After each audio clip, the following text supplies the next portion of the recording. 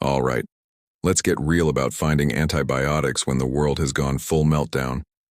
The grid is toast, hospitals are now zombie snack bars, and even a paper cut feels like a death prophecy. Bacteria aren't just threats anymore. They're the final bosses of humanity. Picture this. You're holed up in an abandoned kitchen, sweat dripping, your leg pulsing like it's trying to escape your body. No doctors, no medicine, just you, the smell of rot lurking nearby, and a desperate wish to not become a goo-filled cautionary tale. But relax.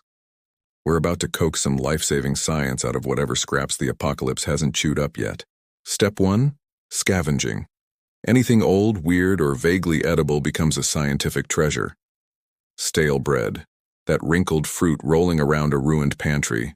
Whatever looks like it died twice. Toss it somewhere warm and grimy, because in this new world, sanitary is a myth we tell children. If something fuzzy and green eventually blooms on it, you've basically discovered nature's version of a medical miracle. If it turns black and smells like a demon's laundry hamper, you toss it unless you want to meet your ancestors early.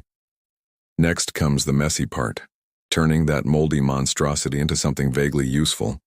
Mix it with water, mutter a desperate prayer, heat it over whatever trash fire you've claimed as your kitchen, and strain out anything chunky enough to bite back. Let it sit and bubble in the dark like a witch's brew. If it fizzles instead of explodes, you're probably on the right track. In the end, what you're left with is a crude, questionable potion that might just keep you alive long enough to see tomorrow. Use it carefully. This is survival, not a spa day. Too much and your stomach stages a revolution. Too little and the infection throws a party. That sour, tragic taste, that's called staying alive. The science behind this mess is basically chaos wrapped in luck. Mold doesn't like competing bacteria, so it spits out chemicals that bully them into submission. That's the same kind of accident that made Fleming famous, just with fewer lab coats and more rats trying to steal your shoes.